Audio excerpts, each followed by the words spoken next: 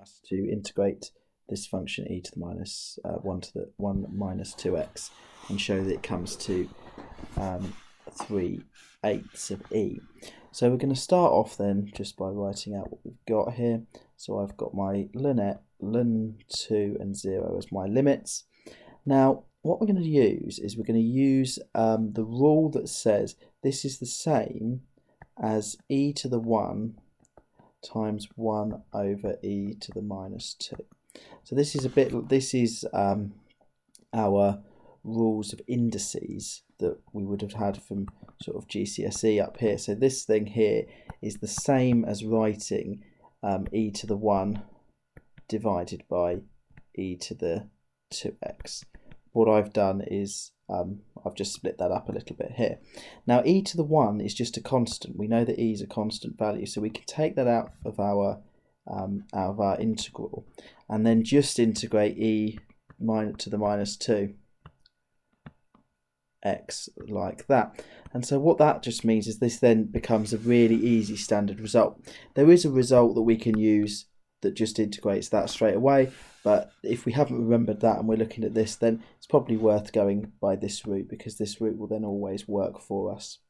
So we know that if I'm integrating this one, I'm going to get minus a half e to the minus 2x, and I've messed that up there because I've now done my integration. So I'm going to put square brackets in to show that the integration has been done. So now it's just a case of subbing in my limits.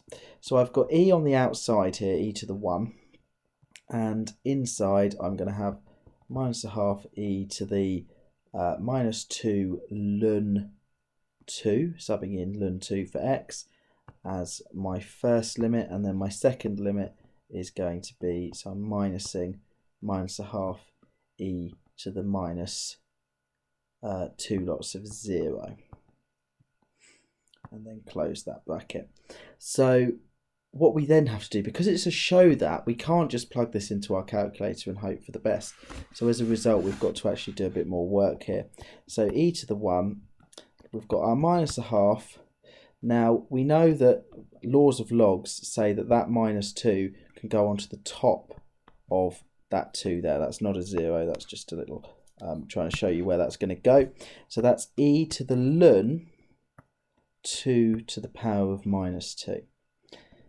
That's my first little bracket here, and then the other bracket, let's do some work on that. We've got a half e to the power of 0. Okay, so what do we know then? We know that e and ln cancel each other out, so going for another line, we've got minus a half, e and ln cancel each other out, so that's being times by 2 to the power of minus 2. And we'll come back and evaluate that one in a second. And then over this side, anything to the power of 0 is 1, so I'm then minusing a half off there. Continuing this then and just finishing it off now. So in here I've got minus a half of times by, now this one here evaluates to 1 over 2 squared, or 1 over 4. And you can check that on your calculator if you need to. And then I'm minusing minus a half still. So let's now finally get this question completed. So I've got minus an eighth, minus minus, which is then plus a half, and an eighth plus a half. If you wanted to, if you really wanted to convince your examiner that you definitely know that this is going to come to the 3/8 that you want it to, you could even write that as 4/8. But either way, we're going to say, look, it's 3/8 of e to the 1. And then we've done exactly what we were asked to do for that question.